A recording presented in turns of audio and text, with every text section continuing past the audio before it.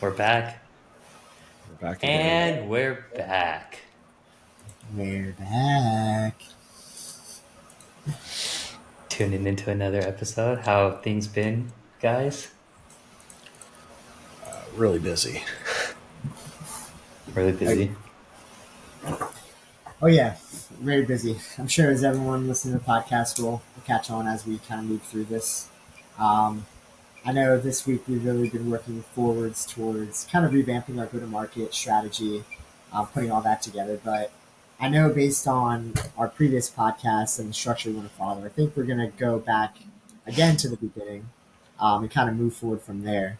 And so just to recap, last week we talked a lot about how NiHowdy came into existence, its inception, the creation of the idea, and kind of how we began to take that idea and turn it into something more concrete. And so I think, James, a good place to start today would be kind of where we left off in terms of in that very beginning there, when Howdy was being started. There's obviously a lot of moving pieces in the industry, right? You have manufacturers, pharmacies, and most importantly, the middlemen these days, pharmacy benefits managers.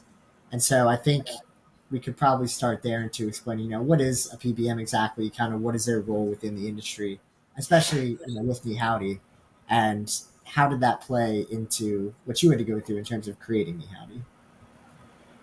Yeah, that's a great question. I'll let Armor explain what a PBM is, or a pharmacy benefit manager. He's pretty well versed into this. So, yeah, there's a lot to unpack, but a PBM stands for Pharmacy Benefits Manager. And although that's a pretty vague term, essentially they are the middlemen that control everything from drug pricing, from what's covered under your insurance plan, from what the pharmacy gets paid, from what the customer pays, pretty much everything from receiving the drug at the pharmacy to the patient receiving the medication. Most of that transaction goes through a pharmacy benefit manager. So they contract out with health plans, so like Blue Shield and Aetna and all of these different insurers. They contract out with them. They contract out with pharmacies specifically, and then they also contract out with drug manufacturers for rebates and to essentially provide all of the benefits of receiving your prescription to individual customers. So, where to start? I guess the primary function and role of PBMs is mainly to negotiate pricing. So back in the day when there used to be contracts for pharmacies with certain medications that would be covered, pharmacies would contract directly with health insurance plans, and then the health insurance plans would determine what the price of the medication is going to be, essentially what they're giving back to the pharmacy and what the customer is going to pay. Somewhere along that line, a lot of these insurance plans decided that, hey, this is a lot of work for us and a lot of effort. And so they outsourced it to a PBM. What has happened since then is the PBMs have essentially taken full control and reign over all of it, the pricing, what everyone's going to pay, and then also these rebates that drug manufacturers provide for each individual drug. They essentially pool all the money together and then distribute it out to each entity. So they control all of it. And I think many people have probably seen in a lot of these late news articles and things like that, that PBMs are under a lot of scrutiny. And the primary reason for that is nobody really knows the thought process behind these PBMs, how they are pricing things out, what they're charging, what they're pocketing. No one really understands this because it's not clear, it's not transparent. And so that's in a nutshell what PBMs do. I mean, they contract out again with the manufacturers, but then they also process the claim. So anytime you go and pick up your prescription at the pharmacy, the pharmacy doesn't submit that transaction to the insurance directly. They send it to the PBM, then the PBM sends it to the insurance, and then they determine what gets paid out and what the customer is going to pay. So they control everything in that sense. And then also, many of our listeners may have had a medication that hasn't been covered. That's also controlled by the PBM. They decide that, hey, this medication is going to be too expensive for the insurance plan, or they're not going to make a certain amount of money or whatever their quota is, and so they're not going to cover it. They're going to cover a cheaper option. So really, they're the gatekeepers of the pharmacy world is the best way to explain it. And they get to determine essentially what you get and what you're going to pay. So there's a lot to unpack there. I mean, we can have an entire mini series on PBMs for hours and hours and go through each individual thing. But they're essentially the money man of the pharmacy world. Yeah, sounds like not we're not the biggest fans, but who are we to give them the power? And all of this, I mean, in order to make this possible, really, we have to go through the PBMs at the end of the day. And so I guess another question would be more so, how did those conversations go? I mean, how did the negotiations go, especially when it comes to being a newer startup, in a brand new type of startup at that, using Bitcoin as rewards and looking towards other appreciating options that we can offer back to customers? That had to be a pretty intense conversation to work through, or at least pretty long, I imagine, right, James? Oh, it was very difficult.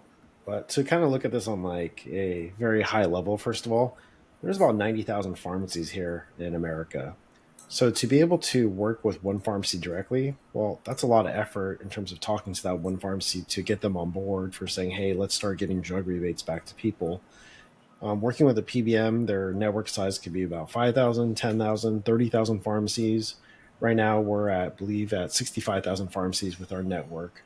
But getting to that level, you almost have to work with PBMs at this very moment to be able to utilize their network and say, hey, look, we'd like to run this program where we're actually giving back drug rebates to consumers. The very beginning of putting Meowdy together was quite difficult. When I first approached the first PBM network, I was able to talk to your C suite, and this is right after FTX collapsed. And I was talking about, I think Bitcoin would be a great mechanism for giving drug rebates back to people. In that first meeting, I got kicked out right away by the C suite. The CFO, I believe, was just very upset about me even talking about cryptocurrency or Bitcoin. About about 6 months to 9 months later, they actually called me back for a meeting and say, "Hey, look, my son's talking about Bitcoin. I just want to know a little bit more about it." So that kind of got my foot in the door with the first PBM. But at the end of that conversation, he said, "Well, look, this is quite interesting. It's fascinating. It's theoretical. But I think for us to really work with you, you're going to need to commit roughly about $10 million of sales annually." I said, "Oh, wow, that's a lot of money. If you're a startup, it's impossible to commit that level of sales, especially so quickly." So I kind of kept that back in my mind. It was like, all right, well, there's a network that's willing to entertain the idea, but it's going to cost about $10 million. I started calling other PBMs. Some of them turned us away. Then I got another conversation with another PBM, I want to say down in Florida. And that was quite fascinating. I talked to their C suite as well. And they were, very well on board with Bitcoin. They thought it was, new technology that was coming out. But at the end of the day, they wanted about roughly 1 million in annual sales to be committed. I said, great, we have a number now that's a little bit smaller than the other guy. But can we get to someone who's a little bit cheaper? And we thought about this for a while, and we were about to sign this contract with this PBM. And out of nowhere, there was a PBM that I cold called one day and I said, "Hey, I'm interested in running this program where we give drug rebates back to people. It comes in the form of Bitcoin. What are your thoughts?" He said, "I love it. You guys don't have to commit any sales. I get it. You're a startup. You're growing. Let's work together." So it was really cool just kind of seeing like the hardships that had kind of came along the way. There was a lot of no's. There was people who just came up with like unrealistic price quotes, I'd say. But getting to the first company that said, "Hey, we really like your idea. There might be something here." That eventually led us to build our first minimal viable product with NiHowdy. So again, that was really cool.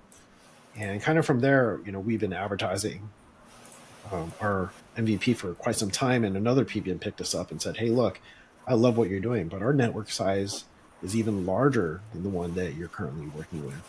And on top of that, we're able to pass back even more value to your customers.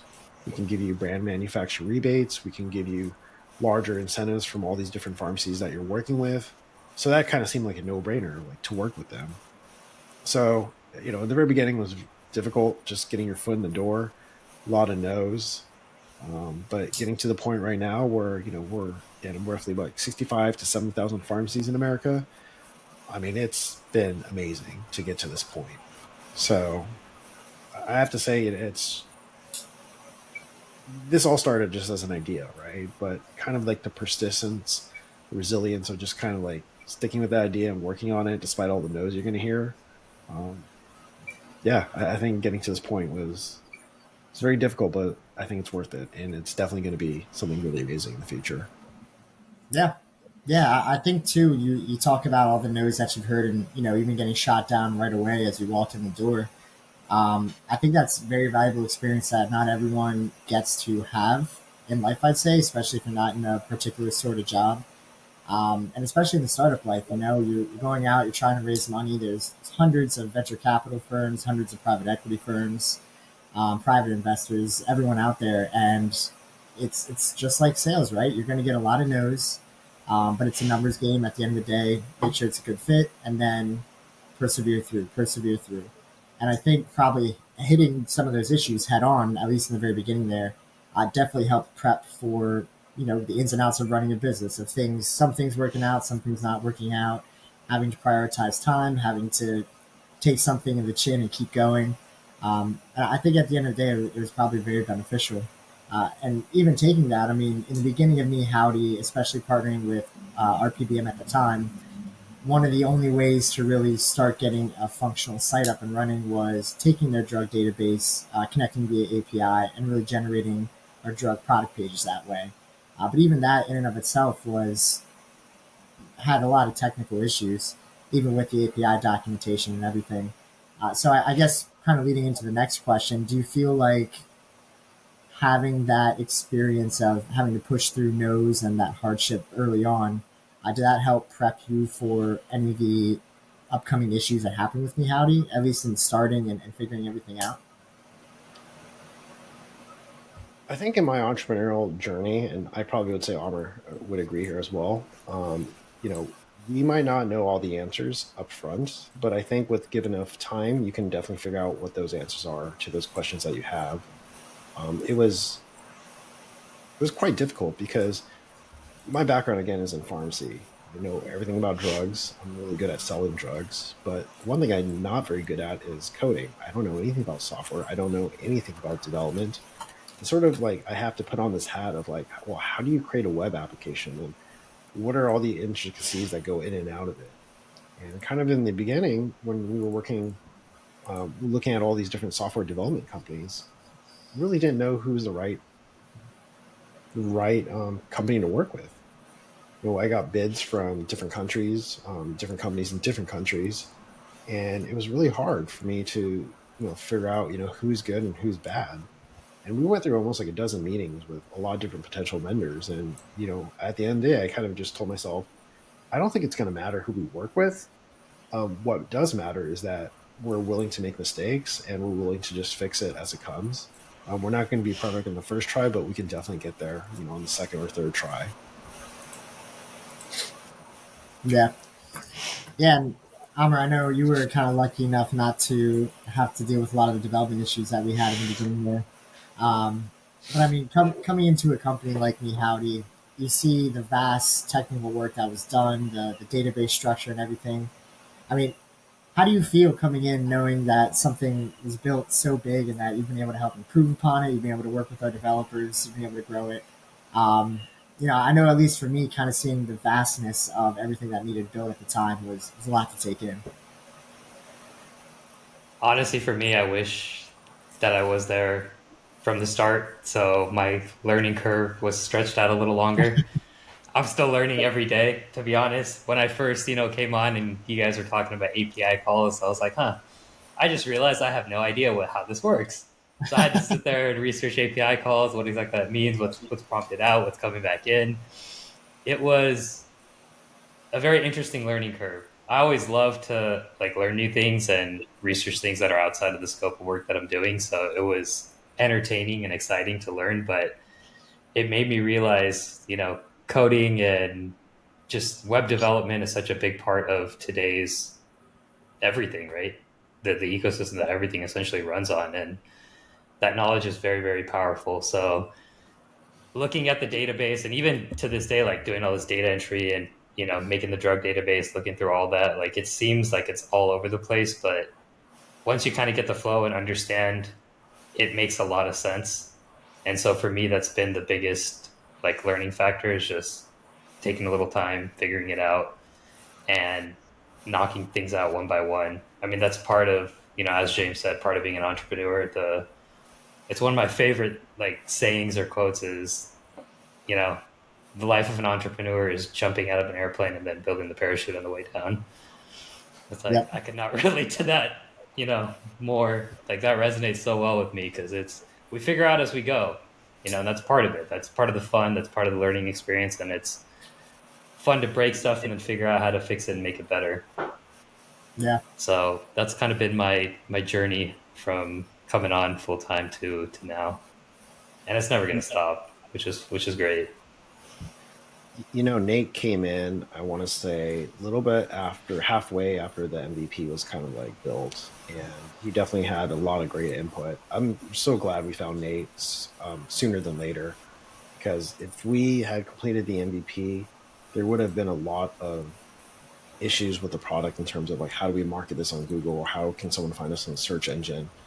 We didn't really have that capability in mind when we first built this product out. We just wanted the functionality of it. But Nate was kind of explaining to us like if we don't have this component, it's going to be very difficult to market this product. People are going to have a hard time searching for you. And they thought about that. I said, well, I didn't even think about that in the very beginning when I was building or we were having this product built.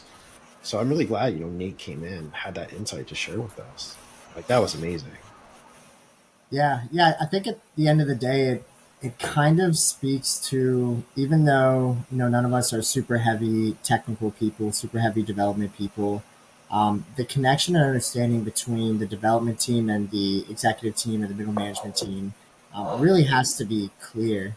And I think definitely that's one of the issues we had with one of our initial development scopes. One of our first contracts there is that there was a lot of development work happening. There's a lot of executive work happening, but it was more or less kind of us not being in direct control and more so receiving information rather than telling.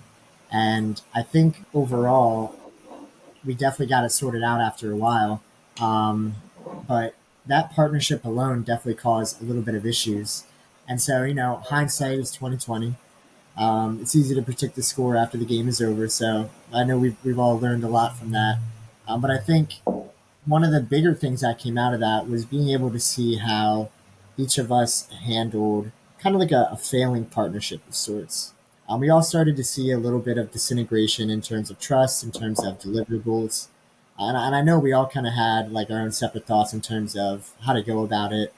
How understanding do we be? How strict do we be? How hard should we push? And I think, James, you probably have the clearest input. I mean, in terms of handling like a partnership that didn't work out, um, I guess how did you go about that? What was going on in your mind as it was all happening? And just for further context for everyone listening, basically, long story short, we pulled this entire database of drugs from our PBM. We worked to build it into a database to then populate into drug product pages. However, there were constant issues with the database, constant issues with the API, constant issues with the product pages being pushed live and their formatting and the updates. And so it was just a lot to take in, I know, for all of us. I mean, we had to rebuild everything. What we first came to market with our first MVP, it was like there's functionality, right? Like someone could go in the pharmacy, use our product, and collect rebates, and we had a couple of people that did that. But it was in terms of like kind of the how does someone discover you? How does someone find out more about your startup? Like how do you present that data and tell that story? That really was the lacking part, I think, about our startup in the very beginning. In terms of like handling conflict, it was a little bit more difficult for me. When I owned and operated one of my former businesses, I actually hired a developer to work for my company. But I would end up finding out later that this developer was kind of charging me up the Yahoo for the amount of work he was doing. And on top of that, he bricked my entire system and asked me to give him a raise. That's a little bit crazy. And that was always my biggest fear, I think, coming into a tech startup. I didn't know if that was going to happen. So when I drafted like contractual arrangements, I really made sure that the company owned the IP, that we were able to walk away, and that there would be ramifications if I wasn't able to get that information. So that was like kind of, my one of my learning thoughts or my learning experiences is like, you really have to be in control of the code or the software at the end of the day as founders.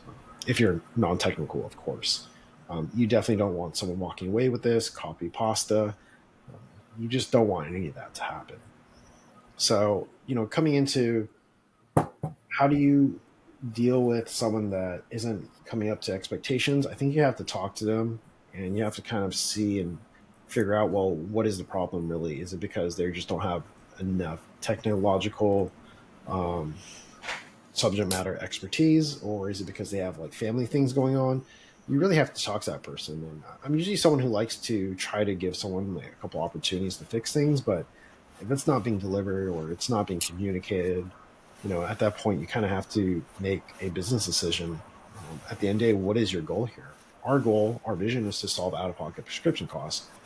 Um, if we decide to continue the path and work with this former agency, I don't think we would have, you know, taken a step closer to that vision or to that goal. So at the end of the day, we had to take a leap and say, well, we got to find the next agency that we can work with.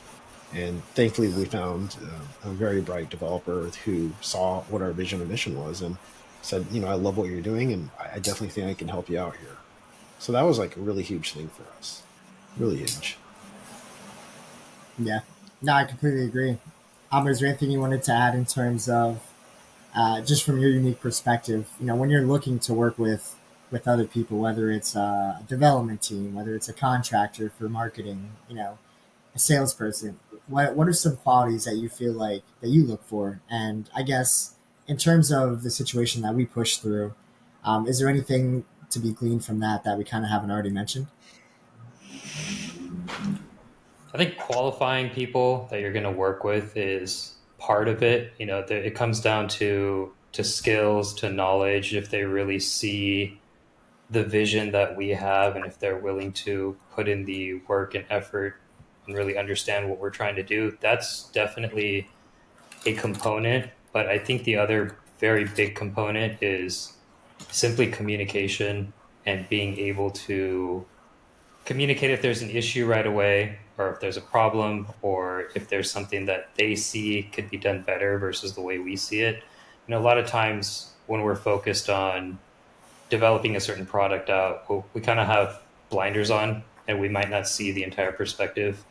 But with our current developer right now, like there's been a lot of things that we've put in front of him. And he's like, hey, we can do this better this way. And it'll be so much more efficient, so much faster. Even when we were doing the database, like there's a lot of stuff that he simply pulled out and it made the entire flow that much better. And that's something I would have never recognized. And I don't know about you guys, but that was very helpful, very insightful, and it made the entire process that much better and easier. So qualifying and communication are two most important things. With the previous company that we worked with, I mean, the turnaround time for even small requests was like 2 to 3 days versus now it's like 2 to 3 hours. So that's very important, especially when there's a lot of moving parts and moving pieces.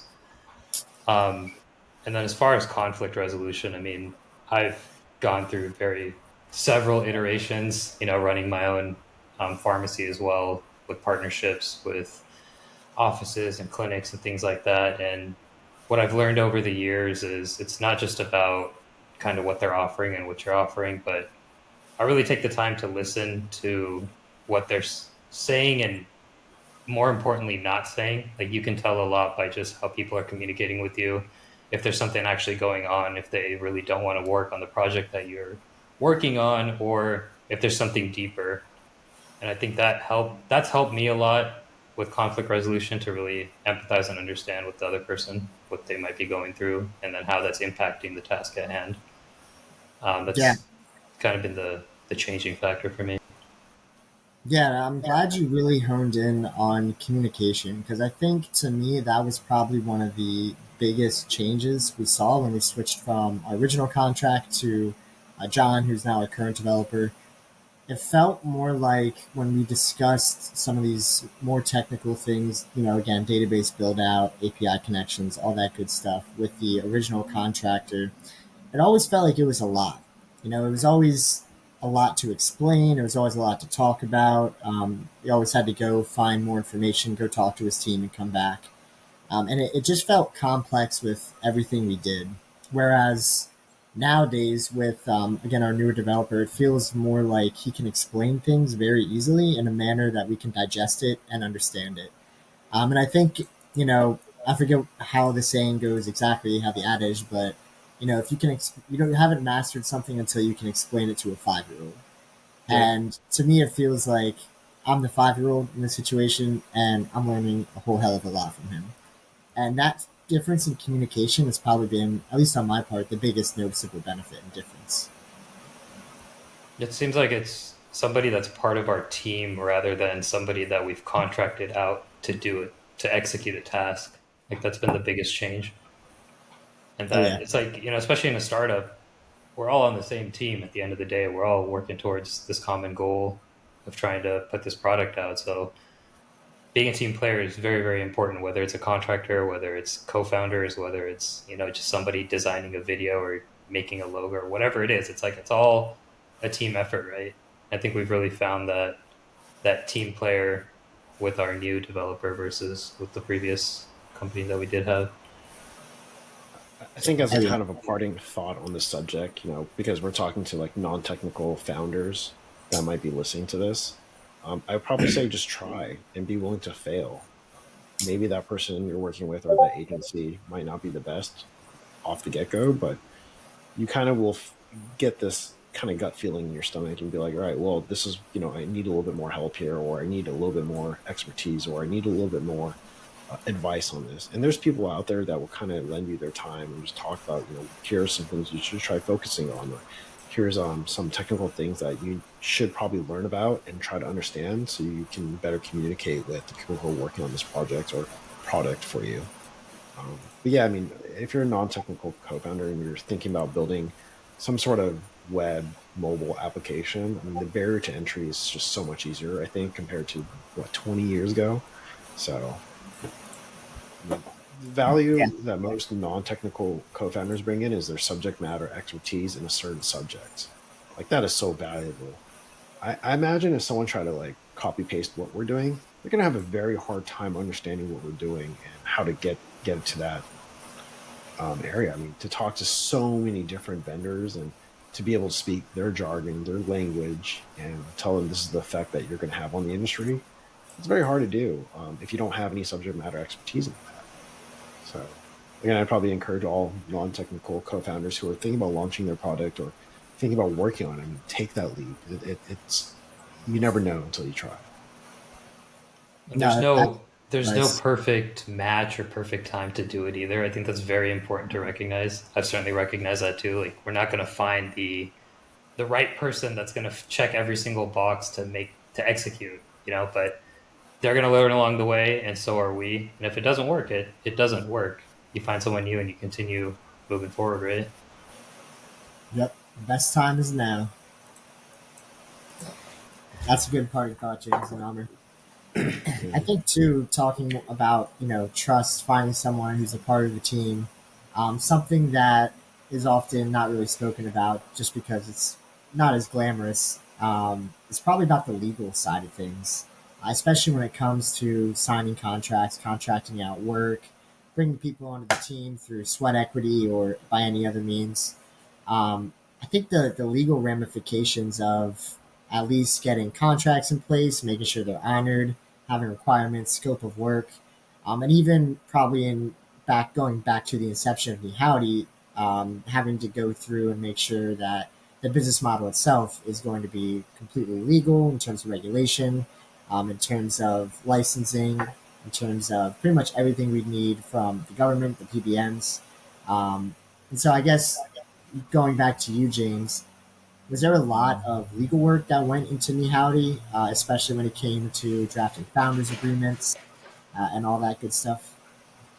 Yeah. So to kind of begin talking about all these legal considerations we had in starting Howdy, there's a lot that can be said here. So we can talk about incorporation, putting together an entity that's going to be conducting business and holding the IP.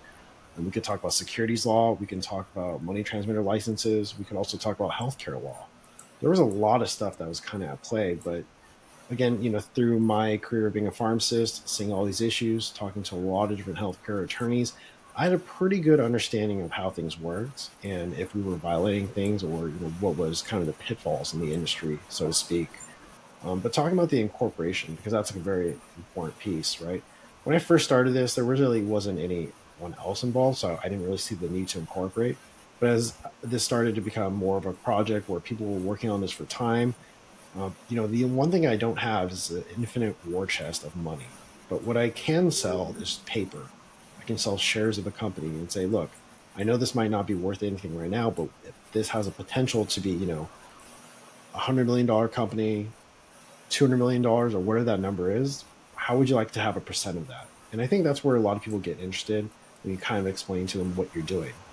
Obviously, you're probably going to want to start up a C corporation because you're going to have different types of shareholders. You're going to be trying to fundraise.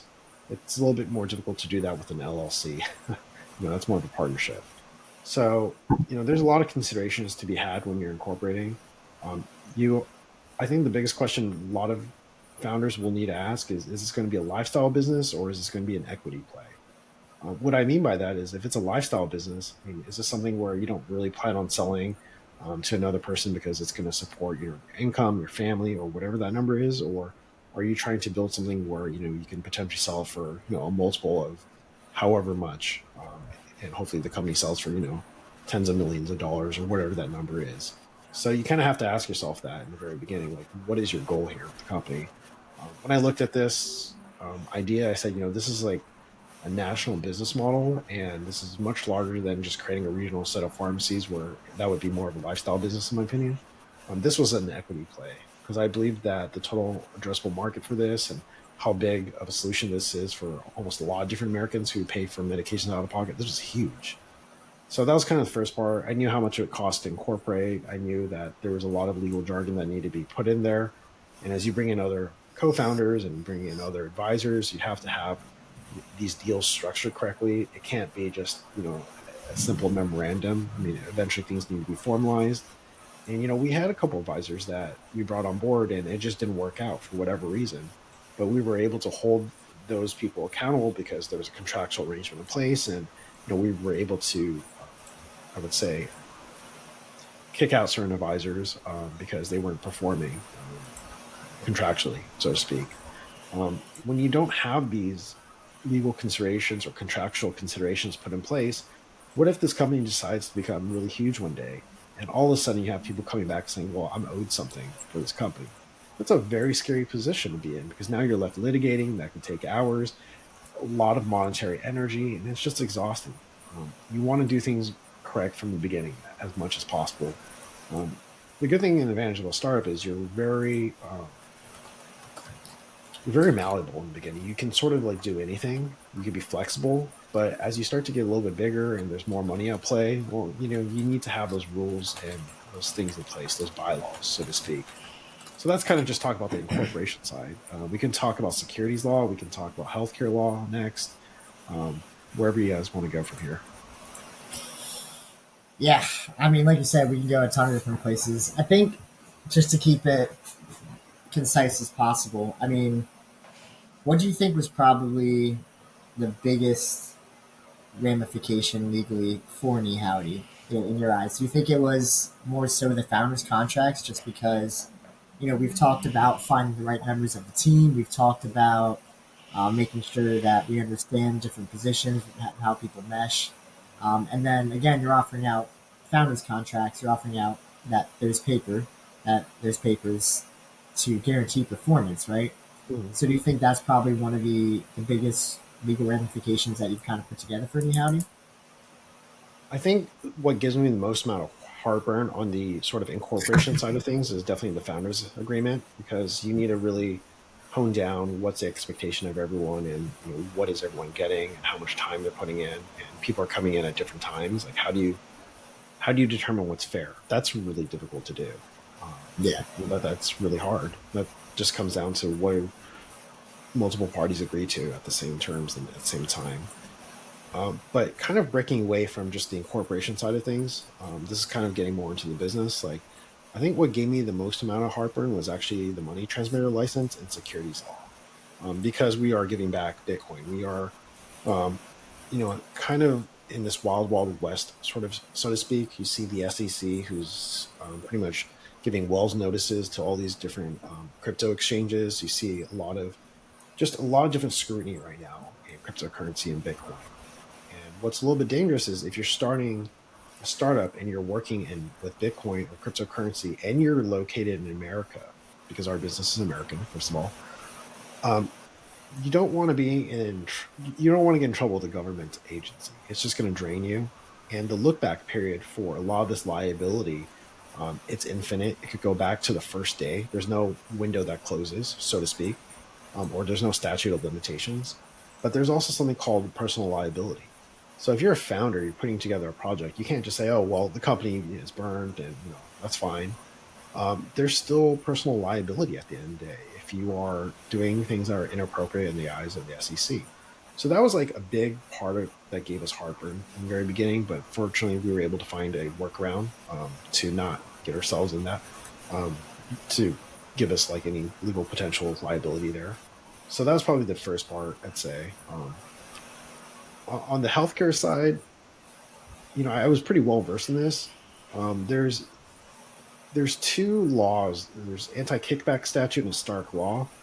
Essentially, if there's a government agency that's paying for something and you're using that money to pay back customers, well, that's kind of unethical and illegal.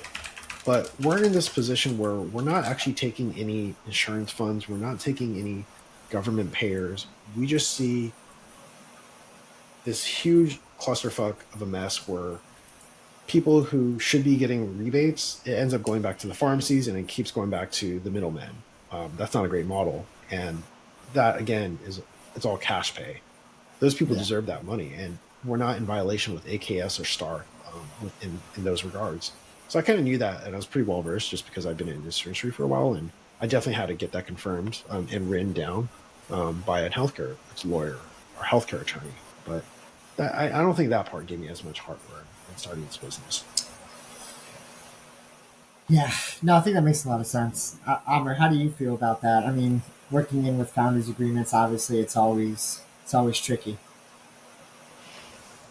It is. I mean, there's a level of understanding that founders have with one another, but I think the expectations and what is provided relative to what they're contributing is very important and it's very important to be transparent on that. I think a lot of times, if there's personal relations or if there's some things that you're hesitant on bringing up, I think that is setting up a precedent for something to happen down the line. So I know, like, when I came on, like, James and I had a hard conversation. It wasn't really hard, but it was a conversation that we're like, do we really need to have this? We don't, but we're like, no, we should have this conversation just because it's important to do, and we can lay out any kind of reservations or anything that there is, and it just made the entire process a lot more seamless. And we had the same conversation with you, Nate, and it was it was very beneficial, more so than difficult. There's a lot of things that were laid out on both parties, and it just made sense to have it once and then not have to constantly think about it. I think where some founders and some companies go sideways, and I've had experience with this, where expectations are indirectly set or informally set, and then you are assuming that that person is going to commit whatever they said in the very beginning, but as time goes on, they don't have those same commitments, and other things come up and priorities change, and life happens, for not just for the sake of not getting too deep into it, but if it's not all laid out on paper, it could create a potential issue down the line. And I've gone through this, so I know that it's a difficult conversation to have later down the line than to when the business is already done and it's growing, or when it's at a certain point versus in the very beginning. So Yeah, I yeah, think those are all good points. Awesome. Well, I think those are the topics we wanted to touch on today. Um, yeah, I think that was a good conversation. Is there anything you guys wanted to add in at the very end? We'll sign off. Hmm.